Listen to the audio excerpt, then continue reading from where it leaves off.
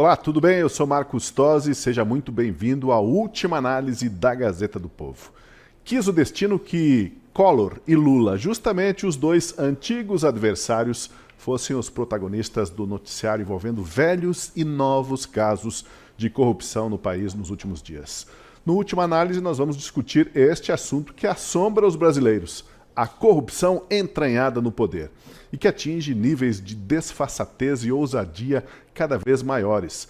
Basta ver o tamanho do escândalo de corrupção com os contra-cheques dos aposentados do INSS. E um lembrete para você que ainda não está familiarizado com a última análise, por aqui a gente não só comenta notícias, a gente comenta também os bastidores, as ideias em torno das notícias.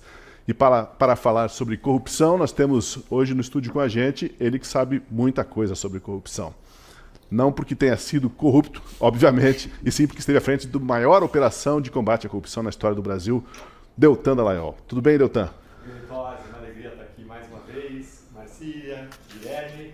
E hoje eu não estou com inveja que eu estava outro dia do Marcília. Já ia falar sobre liberdade de expressão, eu estava pensando, o cara escreveu livro, sabe tudo, ele sabe tudo. Hoje eu não estou com inveja de você, Marcília. Hoje esse assunto eu já li bastante. A gente está muito interessado em ouvir bastante o Deltan Dallagnol hoje, assim como os nossos colegas no estúdio, o Guilherme Kilter. Salve, Guilherme, tudo certo? Salve, Tosi, boa noite. Deltan, Marcília, um prazer estar com vocês de novo. E o Marcília. Boa noite, Marcília. Como é que você está? Tudo certo?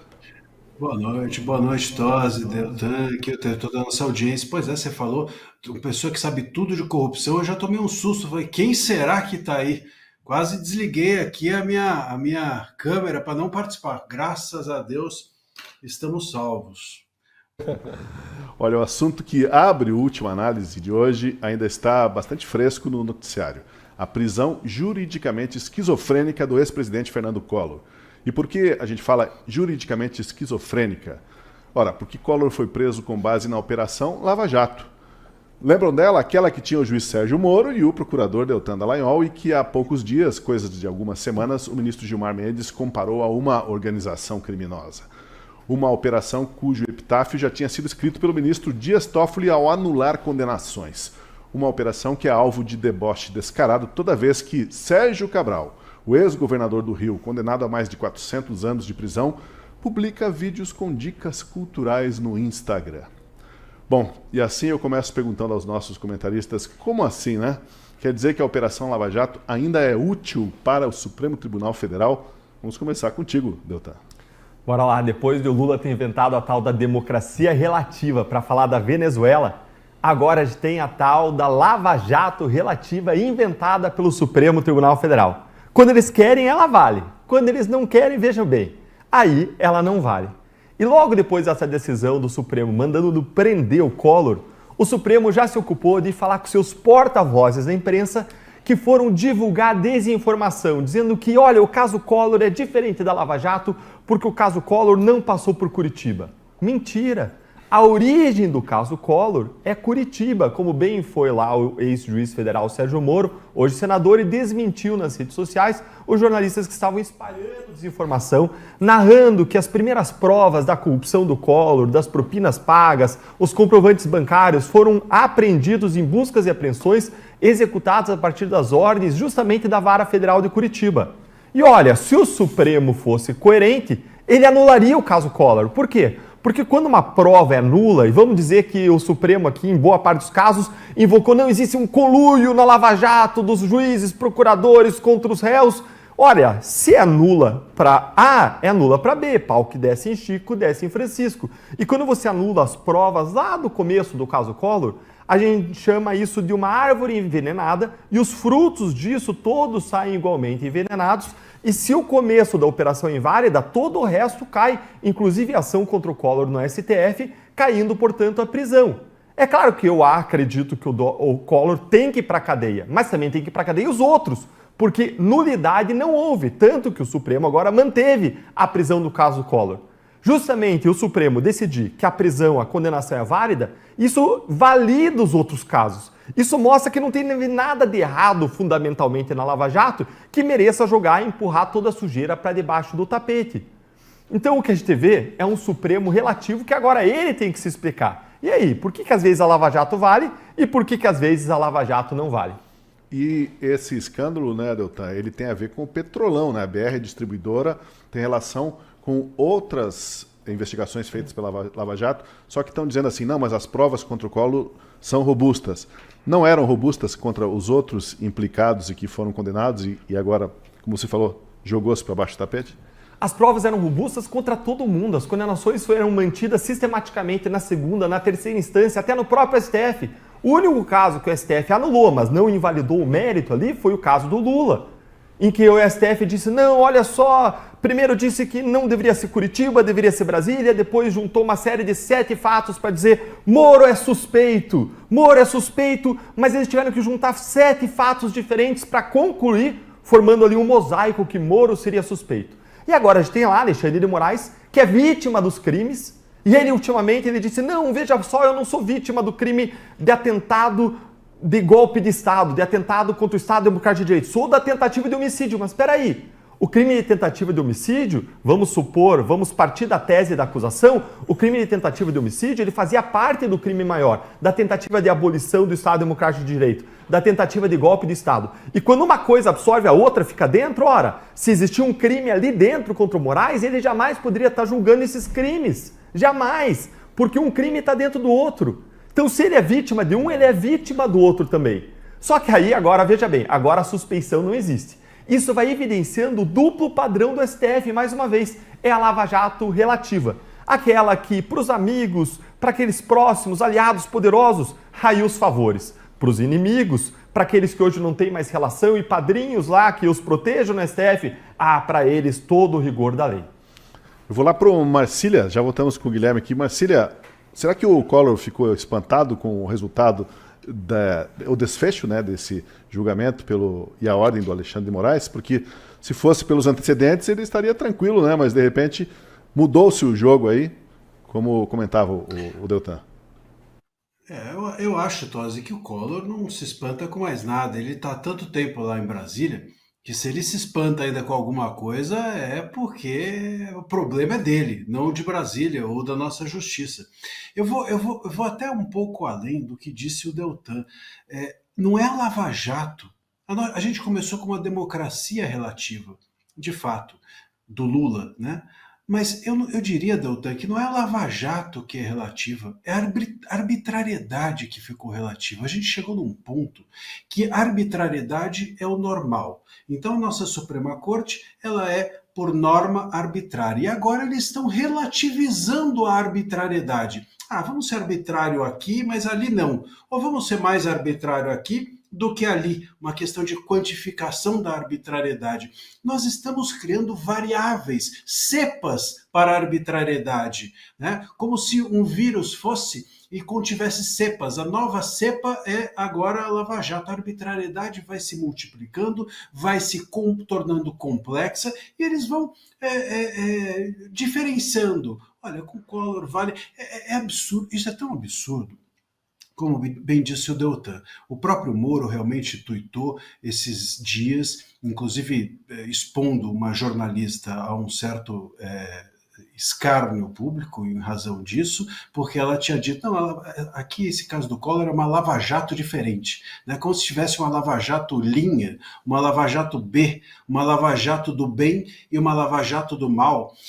Só que os fatos todos, como bem disse o Deltan, estão na mesma origem. Se estão na mesma origem, não dá para tratar de forma diferente. Como é que a gente pode pensar na isenção do Moro? Então o Moro ele não foi isento com ninguém. O Moro não fez isento. Aí chegou no caso do Collor e falou, esse aqui eu vou ser isento, hein? Esse aqui eu vou tratar diferente. Isso é ridículo. Será que eles não percebem que isso é ridículo? Não tem como a imprensa passar pano para isso. Nós chegamos realmente ao ridículo total de relativizar a arbitrariedade. Eu até acho que essa nossa chamada, que a prisão é esquizofrênica, é ruim, porque a gente ofende o esquizofrênico. Até porque esquizofrenia tem cura, mas a arbitrariedade que nós criamos dentro da nossa corte, dentro do STF, essa não tem cura. É uma caricatura hoje o que nós temos da justiça brasileira. Guilherme, o que você diz aí sobre essa nossa introdução aí à Lava Jato ressuscitada? Diziam que estava morta, mas ressuscitaram por motivos, digamos, casuístas. Ó, eu tô curioso para ouvir o Guilherme, porque ele tinha uns 5 anos quando a Lava Jato aconteceu. Eu quero saber a Imagina visão. quando o Collor foi presidente, minha mãe nem pensava em ter filho. Então, quando eu vi a notícia, eu falei, Collor preso pela Lava Jato? Eu falei, não, Quem é Collor? isso aqui, Quem é Collor? O Collor, minha mãe falava do Collor, que ela foi na marcha da direta já, não sei o quê. Ô, Kilter, você não chegou a saber que o Collor foi bonito um dia. Ah, não, isso eu fiquei sabendo. Acho que era o único ponto positivo que falavam dele. Porque de resto, meu avô odiava ele, porque ele pegou a poupança de todo mundo lá, meu avô quebrou por causa do Collor. Então não ficou uma herança muito boa dele na família. Mas quando eu vi a notícia, de fato, achei que era brincadeira. Falei, não é possível, né? Deve ser mais uma matéria do sensacionalista, alguma brincadeira nesse sentido. Mas não, era real, prenderam o Collor por causa da Lava Jato. E eu fico me perguntando, olha, isso é mais uma evidência das condenações políticas do STF. Quantos ex-políticos ou políticos a Lava Jato não pegou, não condenou? A gente teve Sérgio Cabral, a gente teve Palocci, a gente teve Zé Dirceu, Beto Richa. Então, a maioria foi condenado, alguns tiveram as suas condenações anuladas, outros não, mas fato é, todos estão soltos. Beto Richa, inclusive, é deputado federal. Tá lá, o Zé Dirceu está pensando em voltar nas eleições de 2026. Por que pegar o caso do Collor? Me parece que talvez é por ser um cachorro morto na política. Quem ouvia falar do Collor, talvez em Alagoas, lá, né, ele tivesse sua relevância no estado dele e tal, mas já não se ouvia falar no Collor há muito tempo. E agora, do nada, o ministro Alexandre de Moraes decide dar uma canetada nos recursos que ele tinha colocado e mandar prender. E mandou prender com muita velocidade, porque ele foi preso no aeroporto, quando ele estava em Maceió, a princípio a caminho de se entregar, dizem as fontes, né? E foi preso com uma rapidez absurda. Então me impressiona essa velocidade, essa celeridade que o tribunal deu ao caso, mas me impressiona ainda mais a velocidade com que Alexandre de Moraes mandou prender. Não é comum a gente ver pessoas presas pelo Lava Jato e quando ficam presas é por pouco tempo, quando ficaram presas no passado, né? Porque hoje ninguém mais está preso por causa disso, e se tiver alguma condenação ainda de pé. Então, cada vez mais o tribunal tem se mostrado notoriamente político e essa é mais uma dessas decisões que mostra que aos amigos a lei, não, aos amigos a minha boa vontade e aos inimigos a lei. Na imprensa saíram interpretações de que a prisão de Collor seria um recado para Bolsonaro de que o próximo é ele. Outros veem até como uma represália às críticas que o primo do ex-presidente, o ex-ministro do STF, Marco Aurélio Mello, tem feito à atuação de Alexandre de Moraes. Eu pergunto para vocês, que recados, afinal, Alexandre de Moraes quis mandar com a prisão de Fernando Collor de Mello? Existe algum recado aí ou é aquela coisa meio errática da cabeça do Alexandre de Moraes? Toz, eu tendo a acreditar que isso foi um episódio errático. A regra do sistema é mandar os casos para o ralo. É mandar os casos para o ralo da impunidade. Essa é a regra. Um ou outro caso foge da curva. Agora, o que chama a atenção nesse caso, embora a prisão tenha sido rápida, Guilherme, é que esse caso demorou 10 anos. Esse é o padrão STF, a denúncia é de 2015. Muito tempo antes, aliás, do ministro Marco Aurélio, parente do Collor, criticar o ministro Alexandre de Moraes. Então não consigo fazer uma relação entre as coisas. A denúncia da PGE é de 2015 e a condenação à prisão veio agora, 10 anos depois, isso em uma instância. Pessoal, olhe, o Brasil tem 4 instâncias. Se cada instância demorar como STF, a gente vai mandar alguém para a cadeia por corrupção depois de 40 anos. Entendeu agora a impunidade do Brasil? Entendeu porque tudo prescreve pelo decurso do tempo? E aí o STF demora então 10 anos para prender o Collor, mas o Bolsonaro vai ser em 1 ano e já vai estar na cadeia. Olha, se você tiver, só tem um jeito do STF funcionar contra você. Ou é algo errático, ou você participou da Lava Jato punindo bandido, ou você é Bolsonaro e é da direita, e você é punido pelo STF. Fora disso, meu amigo, você vai escapar impune depois de 40 anos. Marcília, algum recado que você vê aí nessa decisão do Moraes, monocrática novamente? Olha, eu até gostaria de ver recados do Moraes. Seria interessante que o Moraes desse recados. Mas só dá recados quem tem um mínimo de sutileza. Só dá recados quem tem um mínimo de razão, né? Então é assim que a gente dá recados. Eu, por exemplo, penso, será que eu devo? Será que eu não devo? E aí eu falo assim, vou dar um recado para ver se isso se resolve sozinho. O Moraes não tem essa sutileza. O Moraes, ele pensa e faz, seja o que for, certo ou errado, contra quem for. Quer dizer, contra quem for, eu diria que aí talvez não. Mas de resto, recado é uma sutileza de almas refinadas. Não é o caso do Moraes. Tosi, eu vi algumas interpretações sobre essa prisão do Collor. Eu vi gente falando que era para abafar o escândalo do INSS, vi gente falando que é para criar um precedente, para prender o Bolsonaro lá para frente. Essa teoria agora sobre as críticas do primo dele ao Supremo Tribunal Federal também me é nova, não tinha ouvido ainda, mas várias são as hipóteses, mas eu não vejo nenhuma ou pouca evidência nesse sentido. Também me parece que os bastidores de Brasília estão conturbados, né? O Alexandre de Moraes ficou em destaque na imprensa, não só pelo julgamento do suposto núcleo golpista, o núcleo 1 e 2, julgamento do Bolsonaro, julgamento do Felipe Martins, mas pelas críticas internacionais da revista The Economist, né? Ele ficou em destaque na imprensa internacional e a gente já percebeu que isso incomoda ele. Algumas vezes no plenário do STF, ele já se manifestou falando, olha, tem uns perfis falsos aí que ficam postando sobre mim e não sei o quê. Ele já se mostrou que a opinião pública de fato afeta a vontade dele, ou o que ele faz ou deixa de fazer. Então, me parece que alguma coisa está acontecendo. Eu só não sei dizer com precisão o que é ou por que é. Me parece que o tempo vai comprovar isso daí. Mas se essa tese de que teria sido para abafar o escândalo do INSS, né, essa condenação, dá para dizer que deu totalmente errado, né? Porque o escândalo do INSS é inabafável, né? Vou usar aqui o neologismo. Que tamanha perversidade desse pessoal aí que foi pegar dinheiro de aposentado, descontar irregularmente. Nós vamos falar sobre isso no programa logo mais, mas já antecipando, né? É daquelas coisas de causar indignação, né?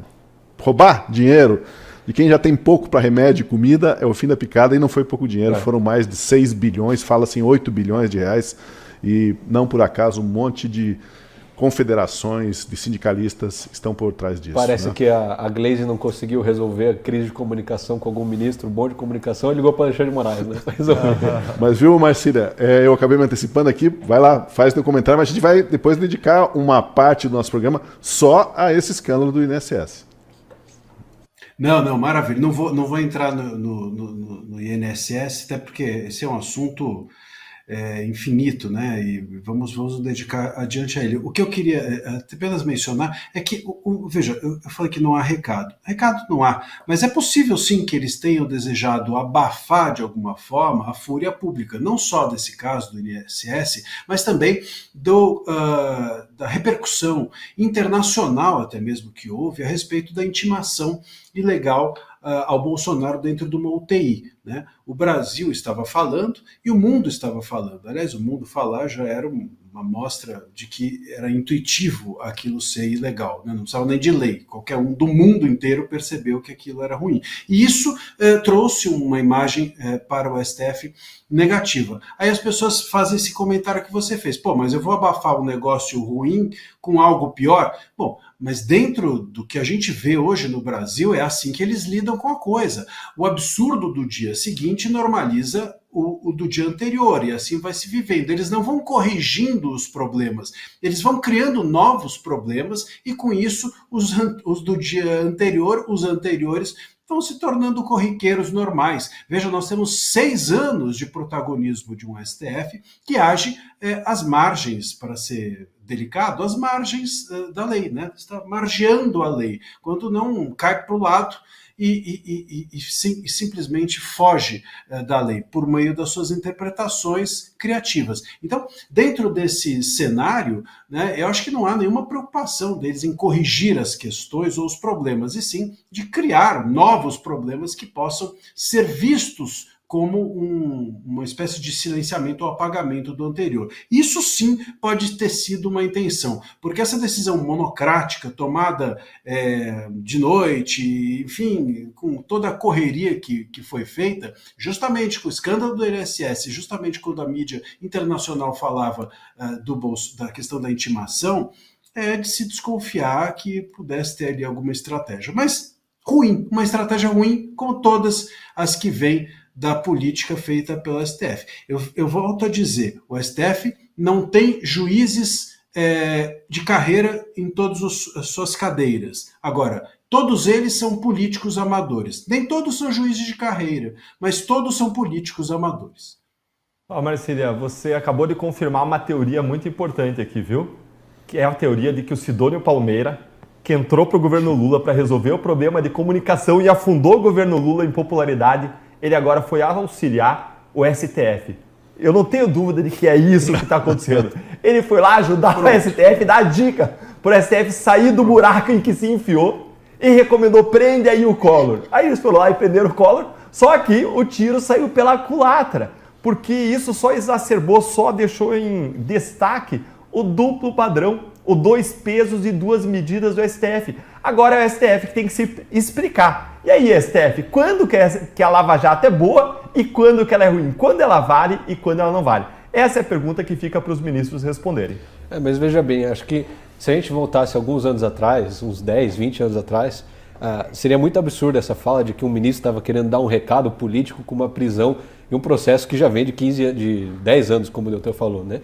Mas recentemente o brasileiro se acostumou com isso. A gente vê jantares entre ministros e presidente da Câmara, presidente do Senado, presidente da República. A cada 15 dias eles fazem reunião, viajam em comitivas, vão para o Japão, vão para o funeral do Papa. Eles estão sempre juntos, parece que estão sempre combinando. E a gente vê sempre matérias, publicações falando: olha, o presidente da Câmara está combinando o projeto de lei da anistia com o STF, está negociando uma nova minuta para... Peraí. O brasileiro já não acredita mais na separação, na independência dos poderes como era antes. Então hoje a prática é muito viável a gente falar que a Suprema Corte, o que o Alexandre de Moraes, está mandando um recado político com uma prisão. Algo que algum tempo atrás seria completamente inviável.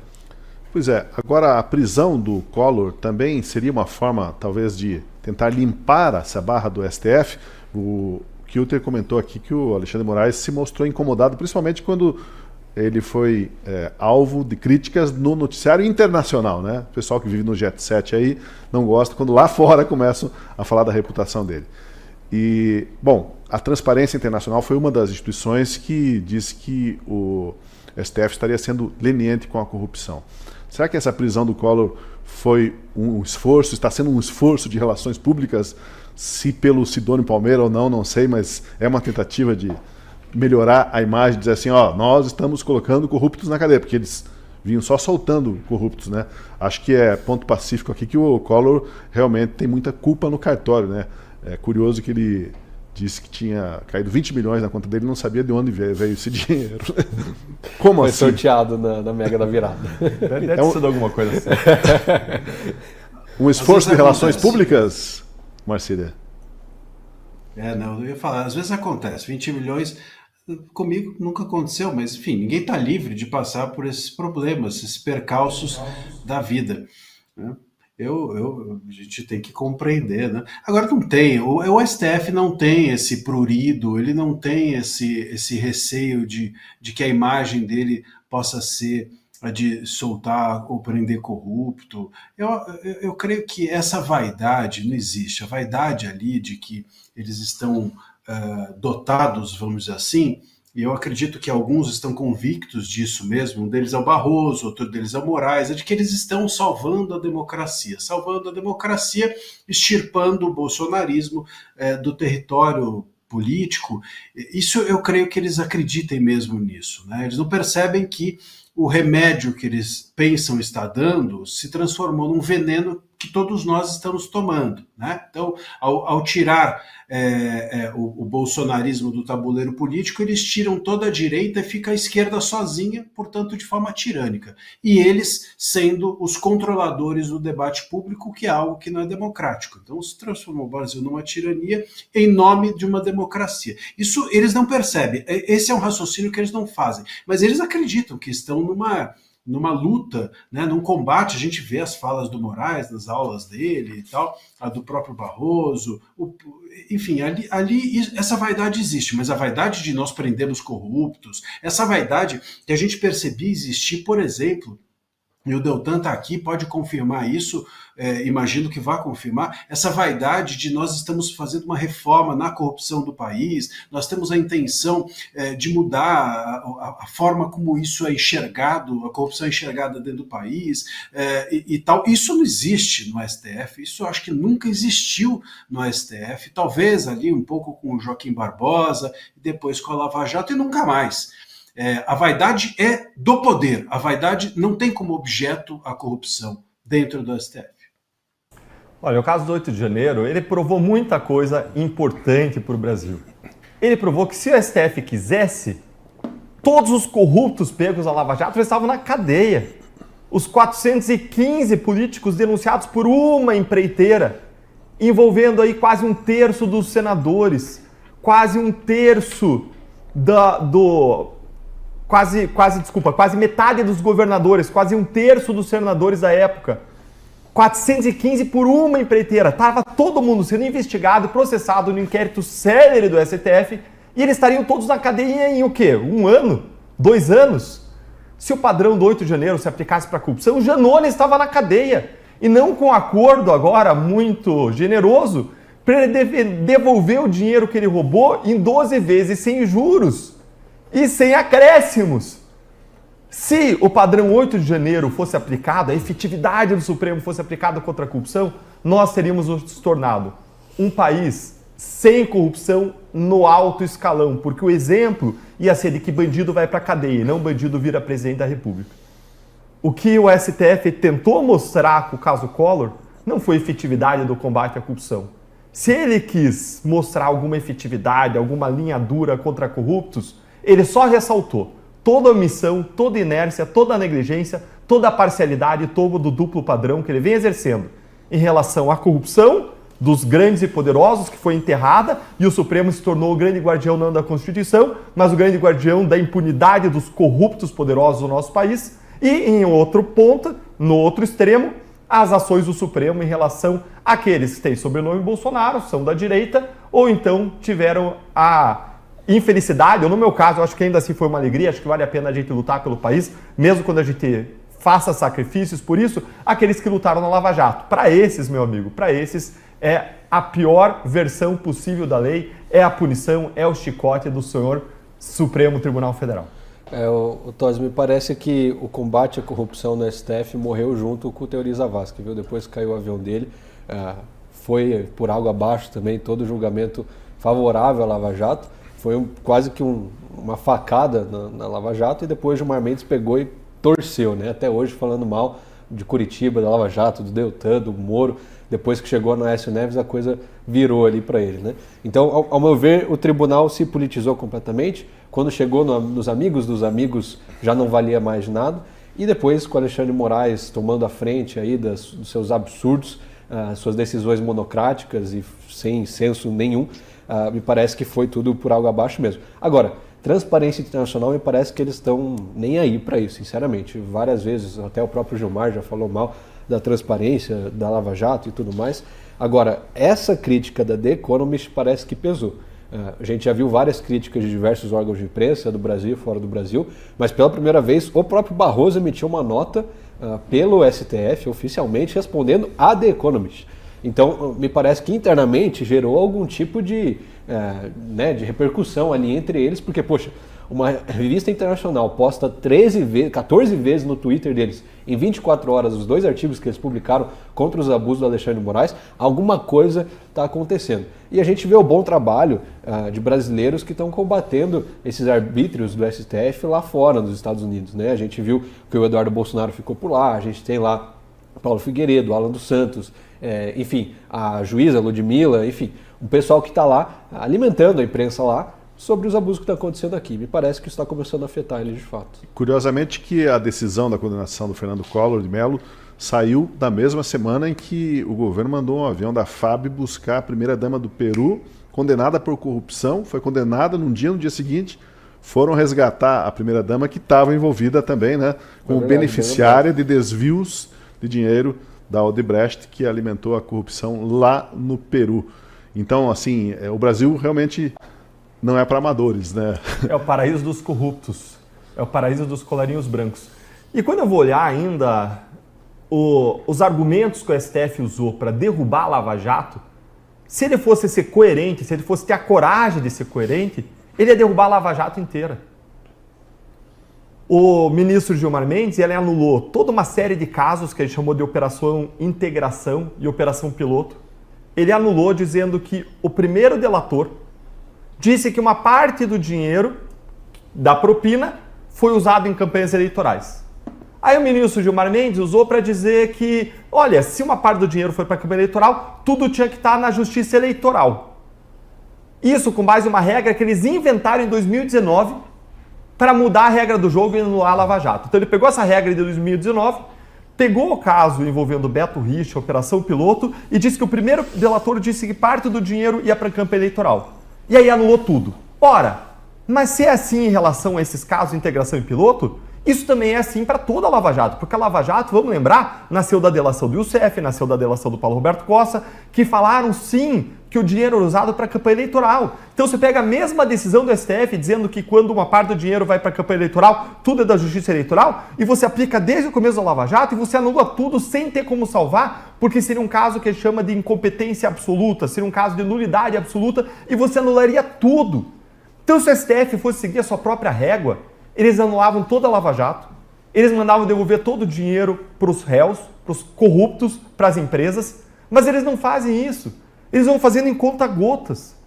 A impressão que eu tenho é que eles não querem que a população se revolte, que exista uma revolta popular contra o que eles estão fazendo. Então eles vão fazendo mal homeopaticamente. Eles vão dosando e transformando aquele veneno em pequenas doses que não matam o paciente, mas como são pequenas e não geram uma convulsão social, eles podem administrar aquilo. E aí eles vão administrando conforme eles querem. Para alguns eles beneficiam, para outros, como o Collor, casuisticamente eles não beneficiam. Então essa é a percepção que eu tenho. Agora, se o STF fosse ser coerente com as suas próprias decisões irracionais, eles iam anular toda a Lava Jato, mais uma vez, injustamente e de modo completamente obtuso quando você olha a Constituição, as leis, tudo o que acontecia. Aliás, vamos reconhecer, gente, é isso que o sistema judiciário fez com os grandes casos de corrupção ao longo da história. Se a gente pegasse todas as grandes operações, o grande judiciário, a elite do judiciário, aqueles que estão lá em cima indicados politicamente, eles foram enterrando caso após caso ao longo da nossa história. Ô Deltan, antes da gente jogar ali pro Marcílio, quero ouvir ele também, queria te perguntar, você mencionou os casos que o Gilmar Mendes anulou, as duas operações. No começo o Gilmar Mendes chegou a votar favorável à Lava Jato, porque, na sua opinião pessoal, não fatores externos, por que você acha que o Gilmar Mendes virou o principal inimigo da Lava Jato depois? Qual fator você acha que foi decisivo para ele? Eu não tenho dúvida de que a virada de Gilmar Mendes aconteceu no decorrer da Lava Jato, na medida em que a Lava Jato ia atingindo não mais só o PT, mas uma série de outros partidos políticos. Tinha gente que achava que a Lava Jato ia pegar basicamente o PT, mas não. Ela avançou para pegar PP, PMDB, e só na delação de uma empresa, 26 partidos estavam envolvidos. Isso foi atingindo aliados, porque alguns ministros, eles não são juízes, eles são políticos de toga, eles têm alianças com outros políticos, não só com aqueles que os indicaram, mas aqueles que os protegem, com os quais eles têm ali os seus convescotes, os seus acordos políticos. E a minha leitura é que, conforme o tempo passou, e o barco das pessoas que são atingidas pela Lava Jato foi aumentando a população desse barco de gente poderosa, é o barco também da reação contra a Lava Jato, esse barco foi aumentando e em algum momento ali o ministro Gilmar Mendes entrou nesse barco da reação contra a Lava Jato. Eu vi uma análise muito interessante, Guilherme, mas eu não fui conferir, então eu coloco aqui como uma hipótese. Eu vi uma análise de uma pessoa que colocou a data da mudança do ministro Gilmar Mendes em relação à Lava Jato, a data em que ele passou a criticar e olhou a data anterior e essa data da crítica e o que aconteceu nesse meio termo. E ele apontou que nesse meio termo tinham saído delações que atingiam ministros do STF. E aí essa pessoa que fez essa análise dizia, olha, a reação do ministro Gilmar e dos outros veio quando a Lava Jato passou a implicar os próprios ministros. Aí eles passaram a se defender. E quando a gente olha o inquérito do fim do mundo, isso é relativamente coerente, porque o inquérito do fim do mundo, em que o Marcília conhece bem, atuou, o inquérito do fim do mundo, fontes que eu tenho me falaram que quem abriu e olhou, que nenhum jornalista pôde olhar, ou que ninguém da população pôde olhar, fica claro para quem abriu e olhou as primeiras páginas que o grande objetivo do inquérito sigiloso do Moraes, das fake news, que tem aí 6 anos, o primeiro de todos, era impedir que as investigações atingissem os ministros. Tanto é que no dia da instauração, saiu na capa de jornal O Globo à noite que o inquérito era para me investigar, porque eles tinham receio que a Lava Jato chegasse aos ministros, e poucos meses depois, em agosto, ele foi instaurado lá por maio, me corrija, Marcília, se eu estiver errado, mas em agosto veio uma decisão do STF mandando parar as investigações contra as famílias dos ministros, exatamente. Gui? Olha aí, ó. Agora, Vamos lá para o Marcília. nosso advogado do inquérito. Foi em março, né? Ele foi aberto em março e abril, um mês depois, exatamente poucos dias para completar um mês, veio a censura a Cruzoé, né? Foi aberto inicialmente por conta da entrevista dada pelo Castor, né? O procurador. Era um artigo no antagonista, né? Um artigo no antagonista, o Diogo Castor. Que, olha só que curioso, né? Dizia que era um golpe, um absurdo você levar as investigações da Lava Jato para a Justiça Eleitoral, porque a Justiça Eleitoral era mais branda, então seria uma forma de relativizar as condenações. Então já mostrava ali um lance político dentro da corte. E curioso, né, a gente pensar que um dia a Justiça Eleitoral foi mais branda do que algum outro tribunal. Esse ponto, eu queria avançar um pouco nesse ponto que o Deltan levantou e que é muito interessante, que é o seguinte: o STF ele deixa uma franja sempre para os assuntos. Então a Lava Jato, ele acaba com a Lava Jato inteira, mas deixa ali uma franjinha, uma sobra, deixa um rabo, deixa alguma coisa para ele poder, de algum momento, relativizar, ou para ele poder usar aquilo de alguma forma, manipular aquilo, mobilizar aquilo. É interessante isso. Se a gente olhar para os inquéritos, se um dia eles acabarem, eles vão deixar algum rabinho, alguma franja, alguma partezinha de algum inquérito desses para eles poderem fazer a mesma coisa. Quando agora, por exemplo, houve esse caso da Débora e o Fux deu esse voto divergente, muita gente bateu palma, o Fux, ele deu um voto muito mais, a meu ver, para o STF do que para a Débora. A divergência dele permite que em algum momento haja um recurso que eles vão pautar, sabe quando? Quando eles quiserem. E como eles vão pautar quando eles quiserem, aquilo pode servir a eles. Então, no momento em que, por exemplo, a anistia de repente avançar muito e eles perderem a mão, talvez esse recurso possa ser utilizado para que uma espécie de perdão ou relativização das penas parta deles mesmos, parta por eles próprios. Vocês percebem? Então sempre o STF deixa algum rabo, alguma franja, alguma coisa de tudo quanto é assunto que tem por aí, para que no momento que eles bem entenderem, eles peguem aquele assunto e puxem como um fio de novelo e possam fazer o que quiser com aquele assunto, ou com aquela pessoa. E a mesma coisa a respeito das investigações. Por isso que, por exemplo, dentro dos inquéritos, todo mundo entra, ninguém sai. Né? Por quê? Porque a pessoa fica ali presa, quem sabe ele não possa fazer isso, fazer aquilo. A mesma coisa aconteceu agora com o foro privilegiado ampliado. Opa, eu posso pegar o Kassab, posso pegar não sei mais quem. Então, é sempre uma forma de lidar com todo e qualquer tema a partir do tudo está ali numa gaveta, todos os assuntos, mesmo os encerrados, tem sempre um rabo, e isso torna o STF o governante do país. Esse é o grande problema. Nada se encerra ali. Tudo está aberto, tudo está com alguma rusguinha ou algum fiozinho que a qualquer momento eles podem puxar para qualquer assunto, inclusive esse da anistia.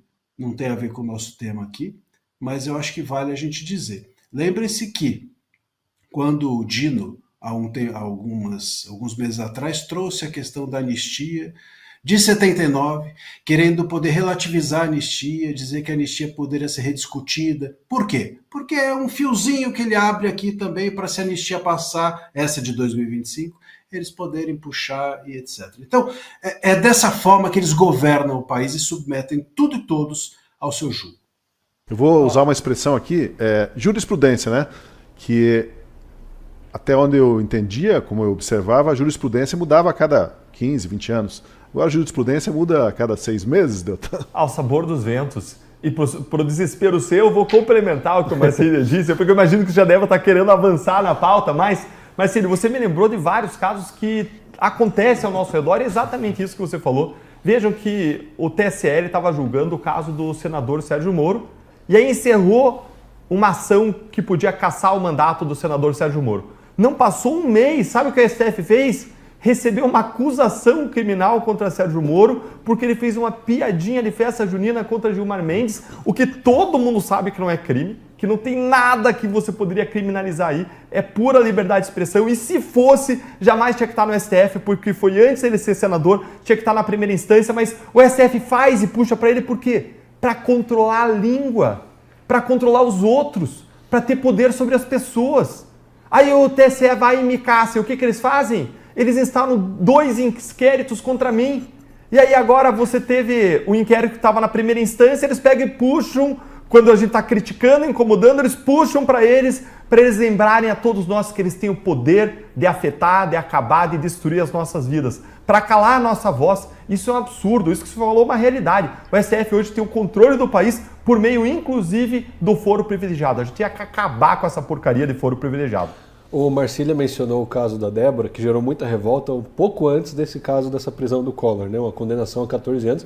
E eu vi o Nicolas Ferreira, deputado de Minas Gerais, falando que uma solução seria dissolver o STF completamente, o próximo presidente eleito dissolver. É claro que o presidente não tem essa prerrogativa de dissolver um tribunal do Supremo Tribunal Federal, mas eu vi muita aderência nos comentários da própria matéria e depois nas redes sociais, de que é uma possível solução. O STF já chegou em um ponto tão incabível que não teria mais... São quantos inquéritos que precisam ser encerrados? São quantas investigações? São quantos julgamentos em abertos? O pessoal já perdeu a conta. Já encerra aqui, eles puxam daqui. Encerra de lá, eles trazem o Collor. Enfim, não tem mais o que fazer. Vocês acham que, de fato, a solução é dissolver o STF e fazer um negócio novo? Olha, essa pergunta é perigosa. Essa pergunta é perigosa. Eu quero que você haja como meu advogado, por favor, nesse momento. Ninguém quer responder essa. Por favor, Marcília é meu advogado. Responde por mim, Marcília. O Deltan na tela azul aqui, ficou olhando pra mim. Vou tomar uma água, vou tomar água agora. Vai lá, Marcília. Olha, eu vou estudar melhor esse assunto e volto no próximo programa com resposta. Mas viu, olha só. Olha, mas só o fato da gente não se sentir confortável de dar a nossa opinião já é uma resposta, tanto. Verdade. Olha, o Brasil é uma barafunda e essa questão envolvendo o poder no país, então como explicar para um estrangeiro, um gringo que chega aqui, um repórter, né, de uma dessas revistas grandes, porque mesmo a The Economist, quando escreveu aquela matéria, ela fez uma matéria leve, entrando em alguns detalhes, mas não se aprofundando muito, porque senão também nem interessa a quem está lendo lá no exterior exatamente os detalhes minuciosos da situação brasileira.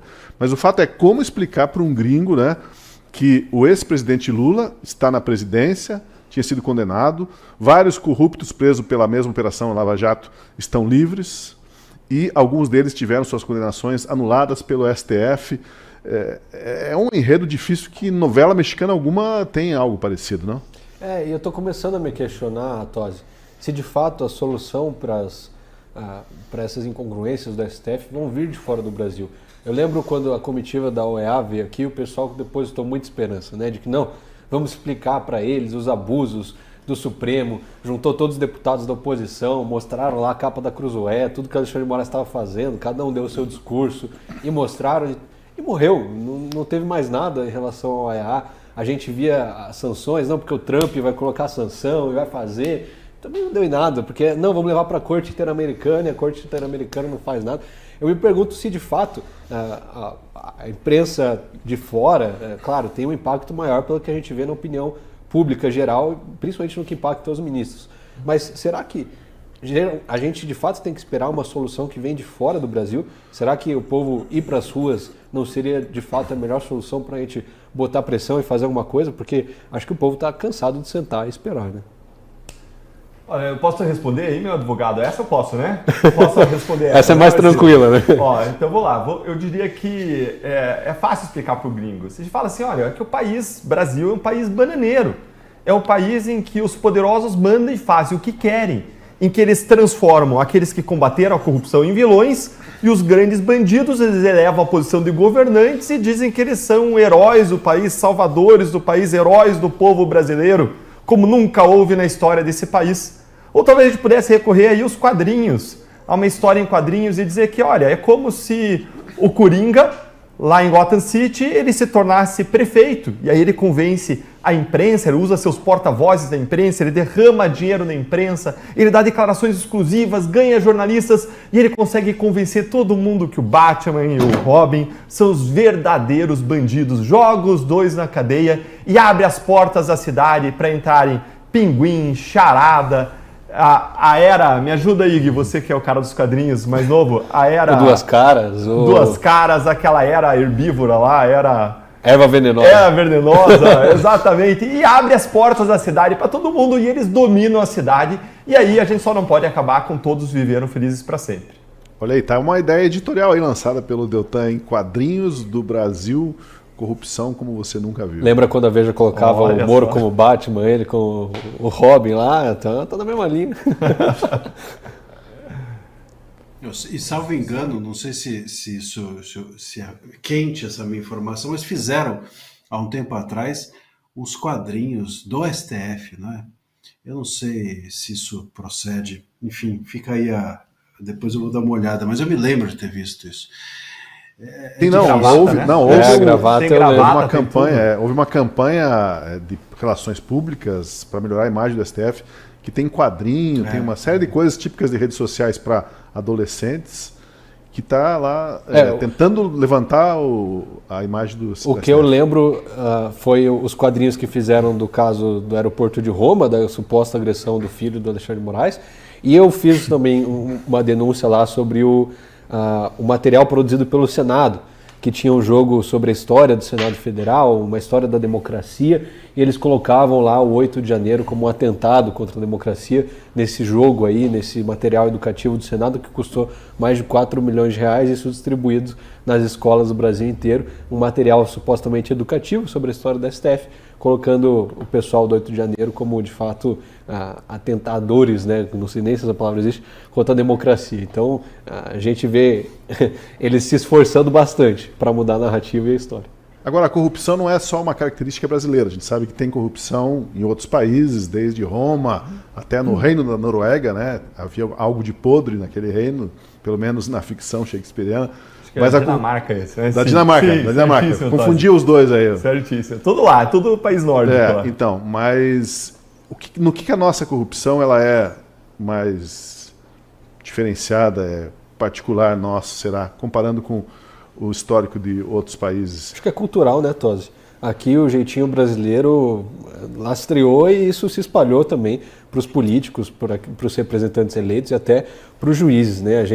Para o brasileiro é normal você furar fila, você passar alguém para trás, você levar vantagem sobre outra pessoa. Isso está na nossa cultura, isso está no povo brasileiro. Então, quando você tem uma maioria de políticos corruptos e uma minoria de políticos honestos, isso é só, na verdade, a tradução do povo, do que já colocam lá. Na Dinamarca, na Noruega, nesses países, isso é exceção, não é a regra. Aqui me parece que é o contrário. Permita-me fazer um parênteses. Geralmente a pessoa começa na política como vereador, né? Alguns já quer me acusar, vão aí, para já outros. está criando a narrativa. Vamos lá. A culpa do vereador, dos vereadores. Tudo culpa do vereador. Uma questão cultural, né? A pessoa, por vezes, se lança na política como vereador, no primeiro degrau, pensando em o quê? Em arrumar a vida para si mesmo, né? Seja com assistencialismo, seja gerando favores aqui e acolá, mas a pessoa quer se arrumar, quer se ajeitar para ter um bom vencimento, um bom salário e o primeiro passo, o primeiro interesse dele é o interesse próprio, né? Aí começa torto, né? Não estou falando que é o teu caso, mas estou falando... André, agora talvez O elefante branco na sala. Por favor, André, me ajude aí. Fala um pouco sobre os teus companheiros na Câmara de Tá me Vereadores. ajudando muito. Agora queimou. Não é sobre mim, é sobre os outros. Não, de fato, a gente tem muita gente que entra com a intenção errada na política, né, Todd? É claro que nós, de forma geral, que eu digo, pessoas que têm princípios e valores e estão na política por esses princípios, a gente sofre as consequências disso. Está aqui o Deltan para provar isso, né? Teve seu mandato cansado simplesmente por se manter fiel aos seus valores e não arregar ali para o julgamento do TSE. Então, mas a realidade é, a maioria dos políticos, não digo só da Câmara de Vereadores de Curitiba, mas de todas as câmaras, da Câmara dos Deputados, do Senado Federal, o cara está lá por um interesse. A maioria nem eleito por voto próprio foi voto de legenda, foi esquema partidário, foi indicação, foi bastidores. O cara dificilmente vai para a rua, dificilmente pede voto, dificilmente se coloca sob escrutínio público. Então, essa distância que os políticos têm, a classe política tem da população, só pelo fato de estar em Brasília, e não no Rio de Janeiro, não em São Paulo, em uma capital popular, que tem o povo ali perto, já evidencia cada vez mais esse distanciamento não só do interesse do político, mas da real motivação dele estar lá, que muitas vezes, claro, é pensando no próprio umbigo. Olha, eu estava resgatando aqui o nome do autor. Eu lembrava o nome do livro, mas não o nome do autor. Tem um livro chamado Syndromes of Corruption, de Michael Johnston. Popcorn and Ice Cream Sandwich. É o inglês. Então, nesse livro, Syndromes of Corruption, ele fala que a corrupção entre os países ela não se diferencia só pela quantidade, mas ela se diferencia também pela qualidade. Existem tipos diferentes de corrupção. E ele classifica lá 4 tipos. Então você vai ter lá a corrupção do tipo americana, que é aquela corrupção do tipo lobby, é uma corrupção mais disfarçada, das empresas que se aproximam, financiam coisas para os congressistas, pagam jantares ou viagens dos ministros para o exterior, coisa que só acontece fora. Aqui não deve acontecer no Brasil jamais, né?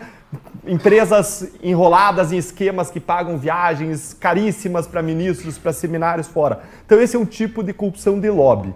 Aí no outro oposto tem aquela corrupção violenta dos cartéis mexicanos que corrompem a polícia e se não se corromper, ai de você que a gente vai lá e te mata. Uma corrupção mais violenta ligada a cartéis e no meio termo tem alguns outros tipos de corrupção e um dos tipos é a brasileira, que é a corrupção de cartéis de elites.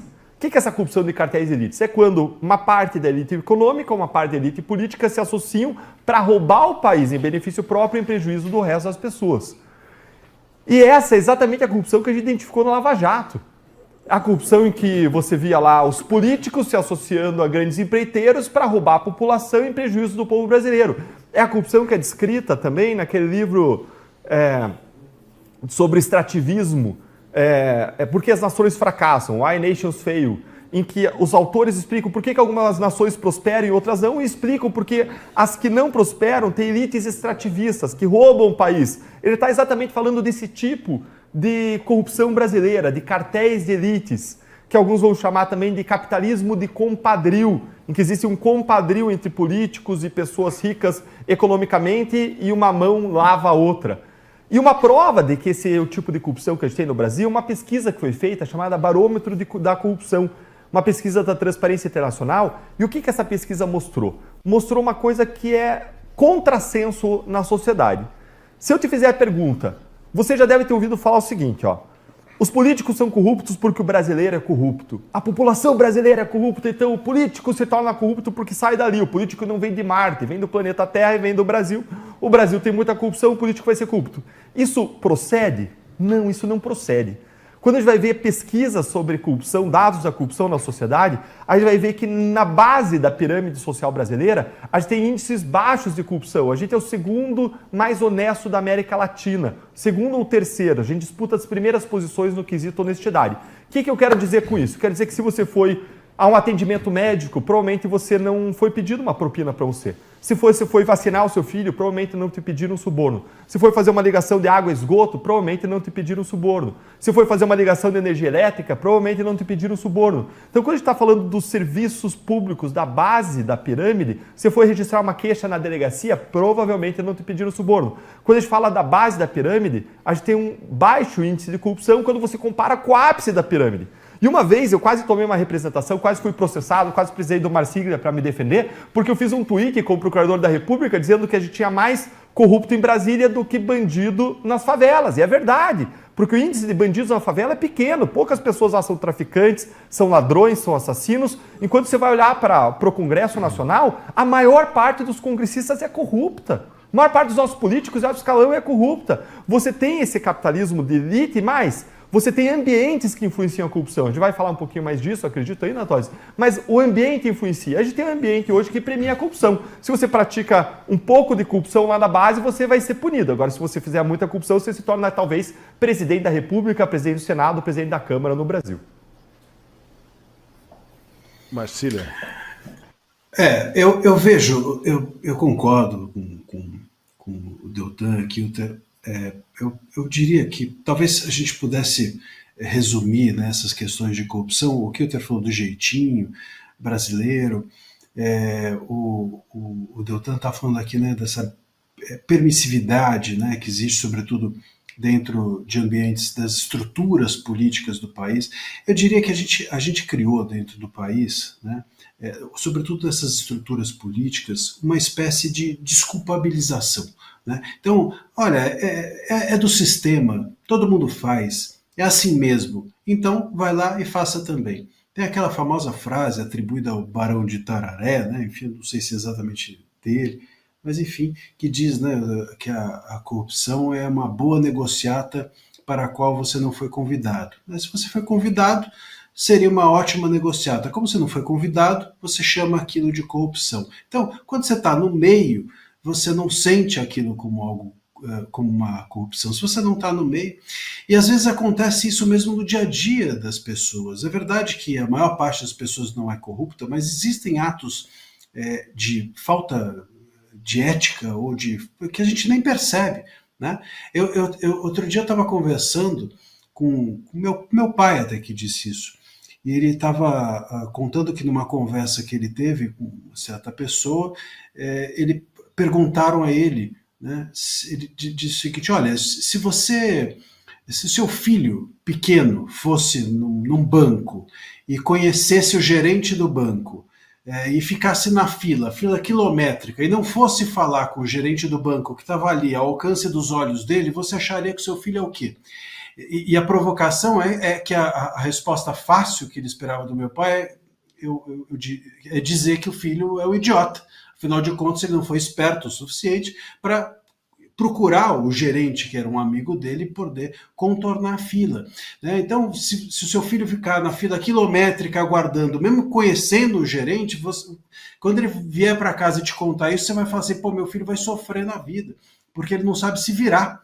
Então, a corrupção, ela entra, né, quando a gente vai corrompendo os princípios, esses pequenos princípios, e depois, dentro da estrutura política, isso vira um negócio inviável de se contornar, porque as estruturas todas já estão viciadas. Então, a gente tem uma corrupção que é desculpável, né, essa desculpabilização de todo mundo é assim, todo mundo faz, e associado a isso, existe o que, sobretudo, eu gosto muito quando o Raimundo Faoro fala disso, né, da questão do patrimonialismo, que é você tratar o ambiente público como se privado fosse.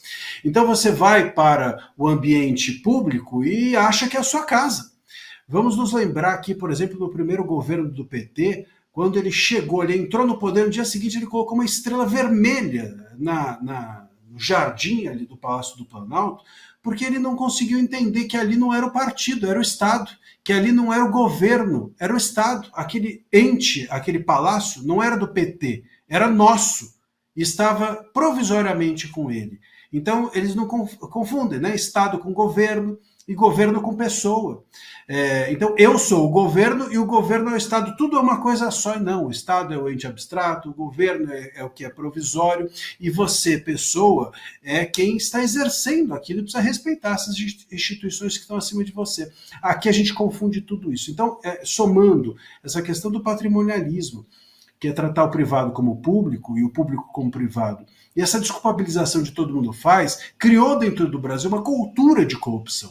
A ponto de, como eu disse, o menino da fila lá, ele é o idiota. Se ele age adequadamente, ele é um idiota. Eu vi outro dia também, só para exemplificar, como a gente está tratando também de uma questão ética, e essas pequenas corrupções permeiam esses ambientes, eu vi aquele Clóvis de Barros, aquele professor aqui da ECA, e que dá palestra por aí, etc. Ele contou uma coisa interessante. Ele falou que ele estava num avião e na frente dele tinha um japonês. E o japonês foi botar o banco para trás, né, abaixar o banco para esticar a cabeça, etc. E olhou para trás para ele e pediu, por favor, se ele se incomodava que ele fizesse isso. E ele falou: puta, nunca passou pela minha cabeça. Eu chegava no avião, pum, apertava o botão e ia para trás, que se dane o cara de trás. Quer dizer, então a gente está diante de questões éticas que não passam pela nossa cabeça. Você vai para o Japão, o cara não atravessa a faixa de pedestre, mesmo que não tenha passado o carro. Porque a questão não é se você vai aproveitar ou não ali o momento, a questão é que essa é a regra. E se essa é a regra, você precisa cumprir. Nós perdemos isso por completo. Então, o Brasil se perverteu e fica muito difícil voltar atrás, né? Como a gente falou ali do STF, a gente chegou num ponto que não dá mais para identificar onde está o problema, e eu acho que a corrupção no Brasil também. Não dá mais para identificar onde está o problema. Sobretudo porque dentro das famílias, nós hoje temos elas todas pervertidas por valores que são adequados, né? Então, hoje, as crianças aí estão descendo quadradinho, estão engravidando com 8 anos, né? E assim por diante. O Marcília comentou ali sobre colocar a estrela do PT em repartições de governo, né, ou na frente de palácios de governo. Agora tem a camisa da seleção brasileira que ficou vermelha, hein, gente? A gente vai falar sobre isso essa semana ainda, né, sobre essa questão aí de os símbolos do país. Bom, agora uma breve interrupção aqui na nossa conversa para convidar você a se tornar assinante da Gazeta do Povo.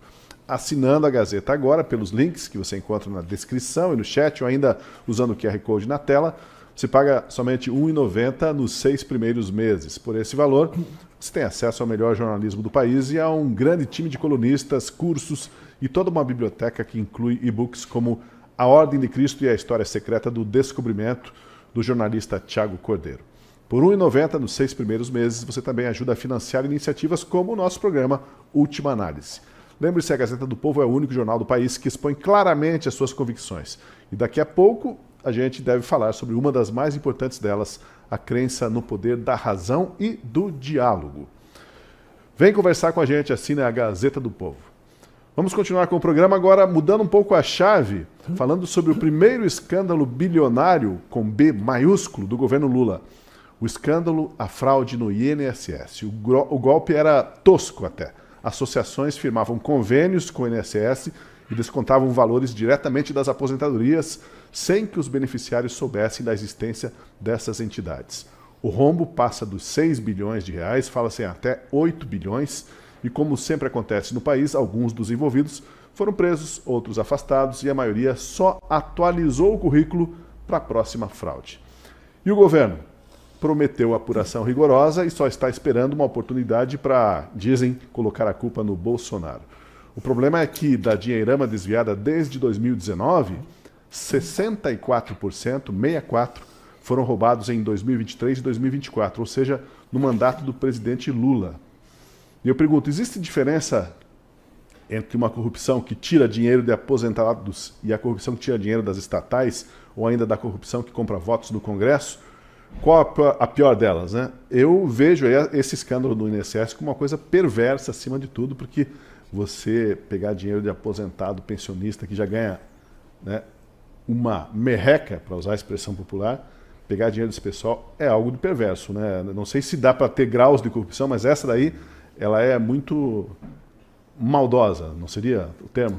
Sim, nos tempos da Lava Jato, eu costumava dizer que a corrupção é uma serial killer que mata disfarçada de buracos nas estradas, disfarçada de filas em hospitais, falta de medicamentos, falta de médicos, agora de desvios de recursos do INSS, de pessoas idosas que precisavam daquele dinheiro para a própria subsistência. Então a corrupção, ela mata, ela gera assim, um dano gravíssimo. Agora a gente tem que tomar um cuidado nesse caso.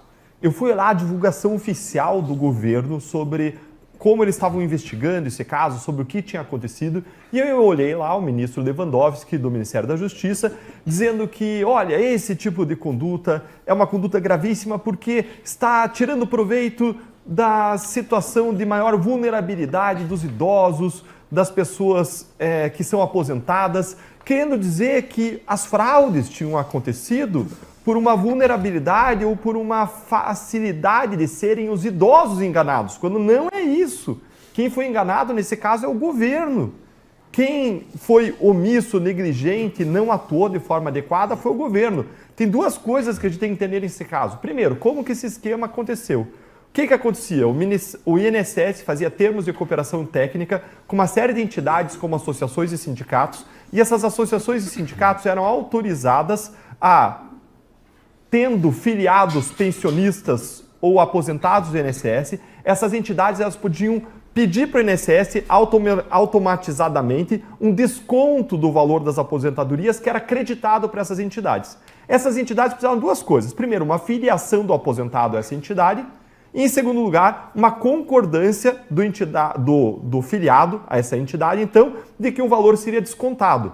Em troca disso, esse filiado ele teria benefícios, assistência odontológica, assistência funerária, assistência jurídica e outras assistências que sindicatos ou associações prestam para os seus filiados. Então, o que aconteceu? Essas entidades elas tomaram proveito da facilidade que elas tinham para acessar o sistema do INSS e eles passaram a fazer descontos, comandar descontos no INSS em seu favor, em prejuízo dos filiados, sem o conhecimento, sem a concordância deles, ou ainda, em alguns casos, que tinha assinatura dos filiados, sem que eles soubessem a finalidade para as quais eles colocaram suas assinaturas nos documentos. E essas entidades passaram a desviar valores aí estratosféricos. A gente está falando aí de um prejuízo de 6,2 bilhões de reais. E isso foi feito mesmo depois de existirem 100 mil reclamações de aposentados e pensionistas para o governo Lula. 100 mil reclamações, explodiu o número de reclamações. Mais ainda, explodiu o número de descontos, como você vê aí, ó.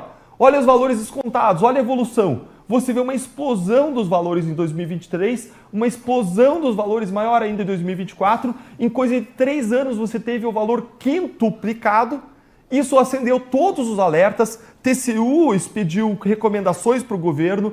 Depois veio uma auditoria da Contradoria Geral da União apontando uma série de problemas. E o que o INSS fez? Nada, nada. Foi avisado no primeiro semestre de 2024.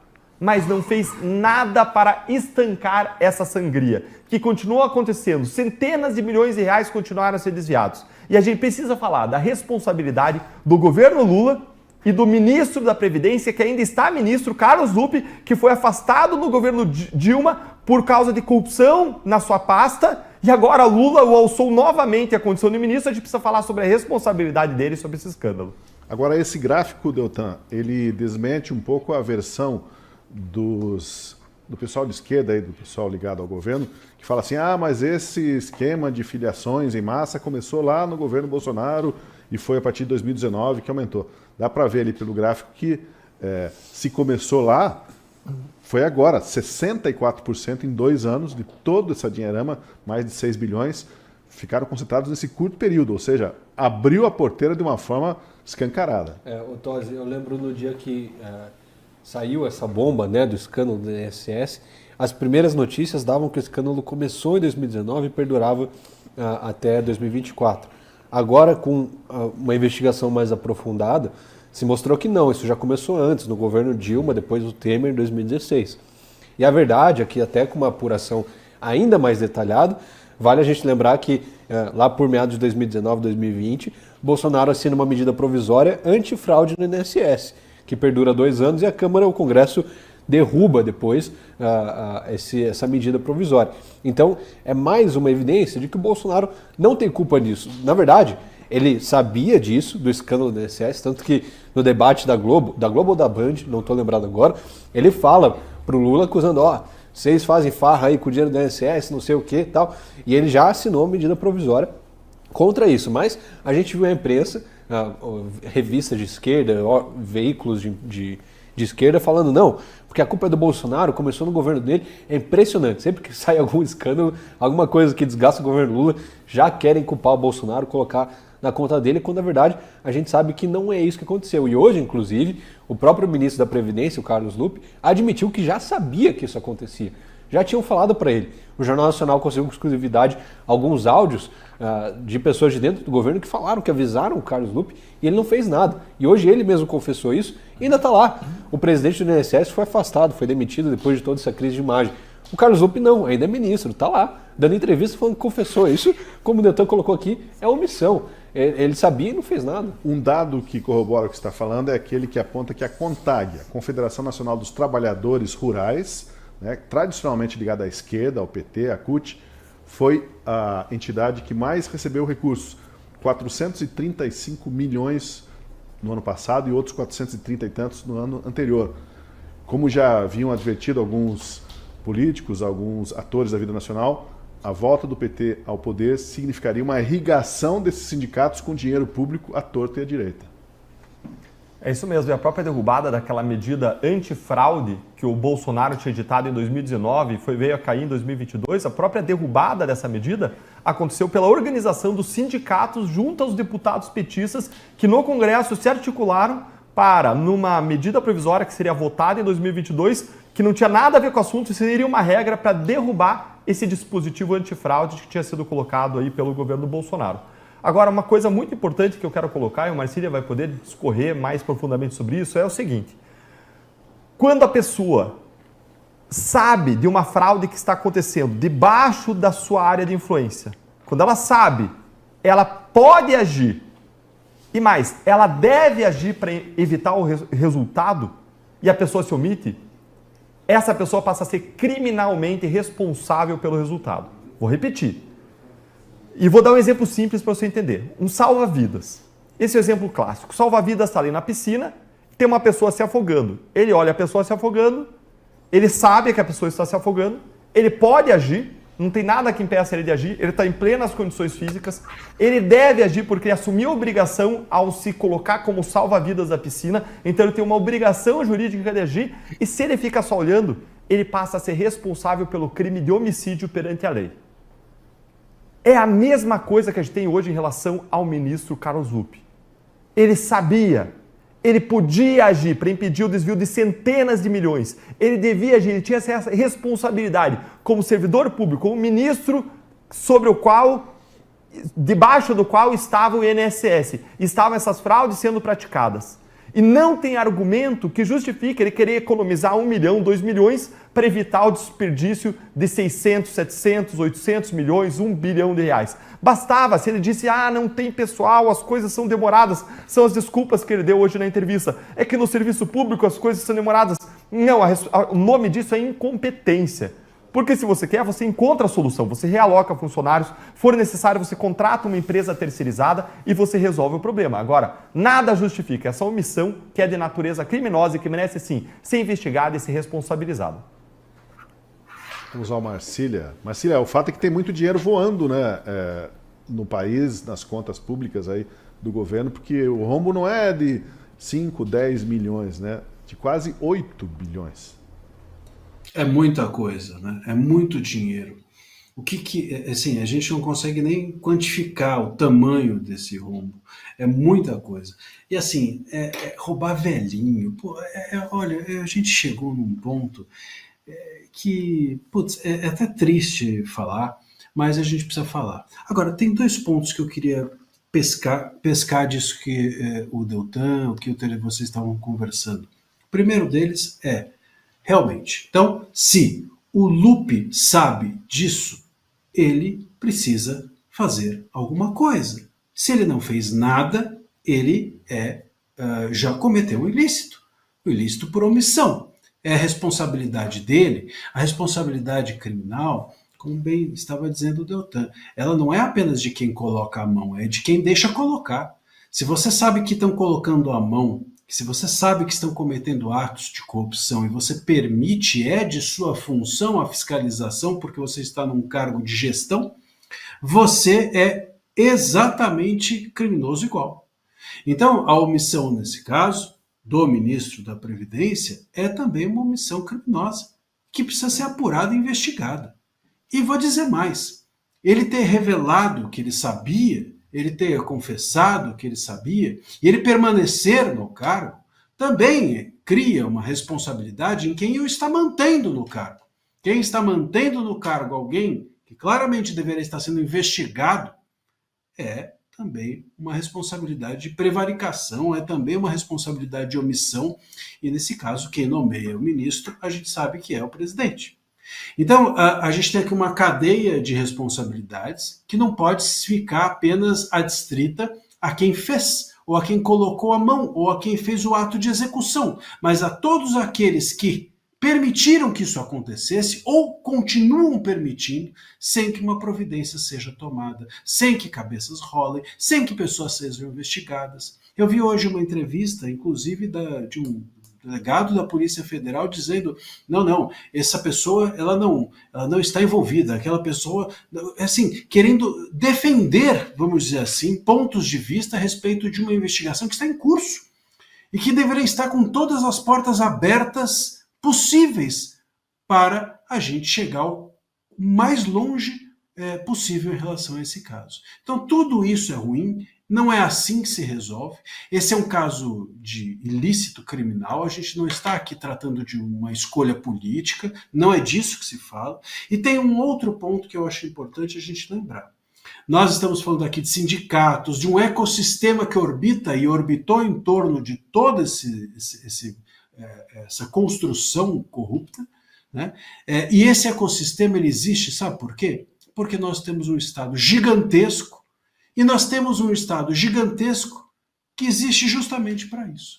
Então, muitas vezes, quando você que nos ouve escutar políticos defendendo nós precisamos de um Estado gigantesco porque isso é para o bem social, ou quando você escutar políticos dizendo, olha, gasto é investimento sempre, quando você escutar essa balela, entenda que é para manter esse tipo de Estado e de coisas, é para manter esse tipo de ecossistema corrupto dentro do país. O Estado ele é grande para poder para eles poderem lotear o Estado e fazerem isso que eles estão fazendo. Agora, o mais ridículo, a gente estava falando de ética, né, de a ética da corrupção e etc. O pior de tudo é o governo não bater no peito e falar eu tive culpa, porque é óbvio que ele teve culpa, e eu vou buscar resolver isso daí. Não, fica querendo botar a culpa no outro, a culpa no outro governo, como se, enfim, o vigia, ainda que a culpa fosse do outro, mas, enfim, no mínimo, se o vigia deixa o ladrão continuar entrando na loja, esse vigia não pode dizer, ah, não, mas ele começou a entrar lá atrás. Não interessa, você permanece deixando entrar. É disso que se trata. E é esse tipo de responsabilidade que um governo minimamente ético deveria assumir. Se a gente olhar na cronologia dos fatos, nós vamos perceber que, à medida que a Lava Jato vinha sofrendo desmonte, esses repasses foram aumentando, né? Será que isso, a gente pode concluir que houve uma percepção também desse povo todo e fazer esses desvios de que, olha, já não tem mais tanta gente olhando, não tem mais lupa para cima de nós, podemos ficar mais à vontade. Tem a ver um pouco com o desmonte da Lava Jato, Deltan? Olha, eu não saberia dizer se essas pessoas especificamente envolvidas nisso, eles tiveram isso em mente, mas como sociedade, as pessoas são sim influenciadas nas suas decisões pelos benefícios e custos que essas decisões trarão sobre a sua vida. E o custo central, quando você fala da prática de crimes, é a punição criminal. E houve sim um desmonte do sistema criminal de punição sobre a corrupção, sobre desvios de verbas públicas. Isso aconteceu de fato ao longo dos últimos anos. Em 2019, o Supremo acabou com a prisão em segunda instância. E os criminosos, mesmo aqueles que faziam delação, eles diziam que quando não tinha a prisão em segunda instância, eles não estavam preocupados com riscos, porque eles sabiam que eles não queriam ser punidos. Então pode sim isso ter entrado na conta desses atores específicos, pode sim ter entrado. Agora, quando eu olho essa análise, essas fraudes elas são culpas do governo Lula, são culpas do governo Bolsonaro, o mais importante não é tanto a escalada que existiu, embora seja importante nos últimos anos. Mas o mais importante é o número de reclamações que houve dos descontos apontando os desvios. Foram mais de 100 mil reclamações a partir de 2023. E o mais importante ainda é que em 2024 veio um relatório da CEJU mostrando todas as fraudes. Esse relatório não tinha lá em 2019, não tinha em 2020, não tinha em 2021, não tinha em 2022. A questão é quando o governo fica sabendo desses crimes, o que o governo faz? Porque grande parte desses crimes não necessariamente você tem o envolvimento de alguém do alto escalão do governo. Não necessariamente. Pode ter, mas não necessariamente.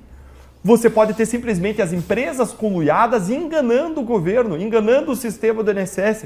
Isso também é possível, mas quando o governo fica sabendo o que está acontecendo e lava as mãos, e como dizem os americanos, turn a blind eye, vira um olho fechado, faz de conta que não está vendo, aí esse governo se torna responsável, não só civilmente, mas criminalmente. E eu estava vendo uma matéria justamente da Gazeta do Povo, foi a melhor matéria que eu encontrei sobre isso, e essa matéria, ela analisou, se você digitar aí, caiu o sigilo do relatório, revela INSS, abriu brechas para golpe contra aposentados. Essa aqui é a matéria, é como está o link aqui pelo menos, e essa matéria analisa o relatório da CEJU e mostra, eu não vou analisar aqui em detalhes, vou deixar para você ver lá depois, lá na matéria da Gazeta, traz mais de 10, 12 problemas dos benefícios desses descontos que estavam acontecendo, alertando o governo e mostrando, provando que fraudes estavam acontecendo. E eu fico estarrecido com a omissão, porque eles podiam ter agido, eles deviam ter agido para evitar o resultado. E aí a gente passa a especular, por que eles se omitiram? E aí você passa a traçar hipóteses e vejam que o chefe do INSS foi afastado, várias pessoas da direção do INSS foram afastadas. A gente não tem acesso ainda às provas e aquilo que gerou o afastamento deles. Mas a questão que passa a surgir existe envolvimento de alguém criminoso também por parte do governo? E mais, uma das pessoas ali da cúpula ali do INSS era alguém que já tinha sido preso por corrupção e é relacionado ao Lupe. E o Lupe já tinha sido afastado no governo Dilma. Será que não tem alguma coisa maior? Agora, independentemente de ter ou não uma coisa maior, é um caso sim de responsabilizar o Lupe, de se investigar o Lupe, de se apurar a responsabilidade dele, sendo efetivamente responsável, como existem indícios, ele ser punido. Agora, você não precisa esperar toda a investigação para você afastar alguém que foi absolutamente incompetente, inapto no exercício do seu dever. E é a primeira coisa que o governo Lula deveria fazer. Uma informação importante, Deltan, é que durante esse período, 2 anos do governo Lula, houve 15 reuniões dessas entidades com ministérios do governo, reuniões de alto escalão. Então, não dá para dizer que não estavam falando sobre isso, tratando desse problema, no sentido de o que a gente faz. Eles não desconheciam o que estava acontecendo. Ô Tosi, quando a gente estuda grandes organizações, empresas, o que a gente sempre aprende é que a cultura, ela vem de cima para baixo. Ela vem dos diretores, dos sócios, do conselho. Esses impõem uma cultura, fazem um método de trabalho e isso se espalha por toda a empresa. Nunca é de baixo para cima, é sempre de cima para baixo. E o que a gente está vendo nesse governo é a mesma coisa. A gente tem uma cúpula condenada, corrupta, um presidente que é um ex-condenado, um ex-presidiário, assumindo de novo a presidência, que todo mundo sabe que é o bandido, e está lá, presidindo. O que acontece quando você tem um corrupto no mais alto cargo? Toda a estrutura se corrompe também. A gente tem primeiro um governo incompetente.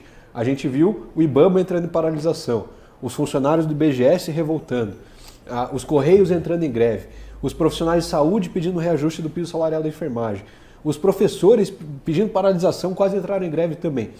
Todo o governo se corrompe, se corrói por incompetência, primeiro. A gente viu ministros alto escalão, a gente viu o Juscelino Filho afastado por mau uso, por desvio das emendas parlamentares, um ministro da comunicação afastado. A gente viu o ministro Silvio Almeida afastado por suposto assédio sexual. A gente vê diversas pequenas crises em diversas áreas desse governo. E aí quando vem uma notícia dessa, de que o INSS tem um grande escândalo e o presidente do INSS é afastado, é demitido, 5 outros servidores são investigados, sofrem busca e apreensão. Ora, mas é óbvio, é uma metástase desse câncer que é o governo do PT. O Bolsonaro já avisou lá atrás, no final da eleição, e falou, vocês vão deixar esses loucos entrarem aqui de novo? Quem que vai estar lá? A Glaze na Casa Civil? Olha, adivinhou, né? Como é uma mãe de Ná, o Bolsonaro. De fato, a Glaze entrou na Casa Civil. Então, é o mesmo modus operandi de sempre, é o mesmo pessoal corrupto do Lava Jato, é o mesmo pessoal que estava no governo Dilma, como o Deltan colocou aqui, o Carlos Lupe, estava lá no governo Dilma e fez as mesmas pataquadas, e agora está de volta. Então, ao meu ver, isso é natural que vai acontecendo, e eu acho que ainda está pouco. Muito provavelmente vai vir mais, porque é simplesmente a cultura de cima para baixo, um governo completamente corrompido. Mas isso vai chegar ao STF, provavelmente, né, Marcília? Aí esse pessoal vai ser descondenado, devidamente descondenado. Ah, com certeza. Fiquem tranquilos. É só no Brasil a justiça é uma questão de tempo, né? Então a gente faz a justiça ali na primeira instância e aí com o tempo ela vai para o STF e pronto, a justiça ali se perfaz na Suprema Corte. A nossa Suprema Corte é a última a dar a palavra de injustiça nesse país. Fiquem tranquilos.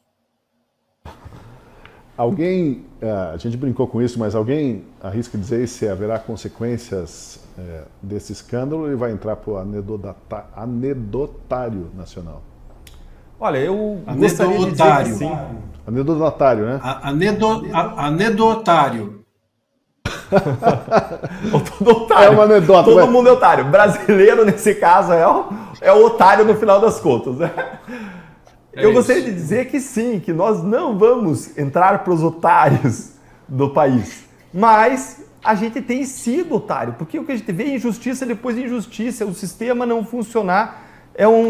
E pior, eu digo que se a gente comprovar, se comprovar nesse caso, como existem indícios, a responsabilidade criminal de um ministro do governo Lula, esse caso, chegando ao STF, o STF vai fazer o mesmo padrão, operação padrão, que fez em tantos outros casos. E como disse o Marcília, aqui no Brasil não é que a justiça é uma questão de tempo, a injustiça é uma questão de tempo. Podem ficar tranquilos que a injustiça prevalecerá. Ô Tosi, eu acho que o Carlos Lupe, esse povo todo do INSS da Previdência, só vai preso se de fato chamarem o Lula de ladrão, se brigarem com o Alexandre de Moraes, se arranjarem alguma intriga. Eu tava preocupado, eu já ia falar pro Marcílio te defender já, depois de você falar tudo isso aí de Lula, ladrão, essas coisas. Não, só tô supondo, só são hipóteses, fica tranquilo. Se eles ameaçarem falar qualquer coisa desse tipo, aí eu vejo que eles vão ser, ou se filiarem ao partido de direita, ao Novo, ao PL, se virarem conservadores, aí provavelmente entram em algum inquérito, vão ser provavelmente perseguidos, defenderem Bolsonaro em algum momento, aí sim eles estão enroscados. Por enquanto eu não vejo esse problema. Vai recorrer em liberdade, vai ficar solto por um tempo. E a gente está acostumado com essa impunidade nesse governo. A gente viu o próprio Juscelino Filho, tá aí, livre, leve, solto. A gente viu deputados, o Janones, que confessou rachadinha e nem caçado foi pelo próprio Conselho de Ética da Câmara. Quem dirá, acusado pelo Ministério Público, fez um acordo lá, confessou e tá tudo normal. O assassino da Marielle, Chiquinho Brazão, está preso e não perdeu mandato até agora, né? Então, assim, depois foi solto pelo Alexandre de Moraes, inclusive. Ou seja, é uma impunidade que permeia vários setores do governo e não duvido, o brasileiro já não acredita mais. Sempre que a gente posta nas redes, que fez alguma denúncia ao Ministério Público, que está tendo alguma investigação, é impressionante, todos os comentários descredibilizando, isso daí não vai dar em nada, vai acabar em pizza, nem adianta pedir para investigar, nem adianta denunciar, não perca seu tempo com isso. O brasileiro já caiu num descrédito total da instituição, da justiça no Brasil, e eu duvido que vai dar em alguma coisa. Pargui, você está quase me convencendo que eu agi muito mal como deputado. Se eu fizesse rachadinha, que nem o Rachadones, se eu me corrompesse, se eu matasse alguém, que nem lá os Chiquinho Brazão lá são acusados de matar, eu ia estar lá ainda no Congresso Nacional, trabalhando, né? Agora, como eu fiz... O que eu fiz mesmo para eu ser caçado? O que eu fiz? Nada, não tinha nada lá, nada. Aí, atuei na Lava Jato, esse foi meu pecado. Aí sim, aí já acabou. Mas pena que eu me aconselhei com você antes sobre o que eu poderia fazer para não ser caçado no Brasil. Eu queria perguntar a você agora que acompanha a Última Análise. Você sabe por que a Gazeta do Povo investiu bastante para ter um programa como esse? Por causa dessa convicção aí que a gente mostra no telão. A convicção no poder da razão e do diálogo. E eu leio um trechinho dela. A convicção de que o homem é capaz de atingir a verdade segue-se a convicção de que ele é capaz de recebê-la e de compartilhá-la.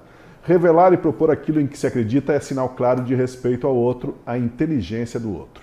E ainda outro trecho. As grandes questões da humanidade, é claro, não se resolvem em questão de minutos. Algumas delas consumiram vidas inteiras de labor filosófico e séculos de debates. Mas a complexidade da realidade não deveria servir para desanimar quem se entrega a essa busca. A realidade é complexa, inesgotável, mas não inatingível. Lembrando apenas que diálogo não é só a capacidade de falar e de argumentar, num tempo em que as pessoas não pensam duas vezes em dar a sua opinião sobre tudo, mas é também preciso lembrar que diálogo significa ouvir. E você ouviu ali na convicção da Gazeta, né, Deltan, que é preciso ter paciência, é preciso perseverar. Então, exatamente. Não traga esse desânimo para cá, tá? É, sim. E antes ele já falou também, Tosi, de um assunto importante que tem a ver muito com a convicção da Gazeta e com aquilo que a gente acredita, que acho que é importante de deixar claro. Você fez aquela pergunta sobre dissolução do STF. Ninguém que acha que a dissolução do STF é a solução. A gente tem que dizer isso claramente. A gente acha, sim, que a gente precisa proteger o STF contra os ministros que abusam do seu poder. A gente acredita, sim, que a punição de quem usa o STF, os poderes constitucionais do STF para praticar crimes tem que acontecer. A gente acredita que todo mundo tem que ser colocado debaixo da lei, ainda que seja um Supremo. O Supremo é abaixo da lei, não Supremo à lei, não está acima da lei. Agora, a instituição ela precisa ser protegida. A tripartição de poderes, o Estado de Direito, o império da lei, a democracia que não existe sem você ter instituições fortes. E aqui eu falo de instituições no sentido de pessoas com poderes supremos, não, no sentido de regras do jogo claras e fortes, às quais todos se subordinem, inclusive os ministros do STF. Então, a gente tem que proteger e defender o STF, ainda que contra os próprios ministros do STF. E agora vamos para as dicas culturais. A primeira delas é a biografia de Rui Barbosa. Rui Barbosa, que disse, há quem contradiga que ele tenha falado isso alguma vez, mas enfim, se não disse, como afirma alguém, deveria ter dito. A pior ditadura é a do Poder Judiciário, contra ela não há a quem recorrer.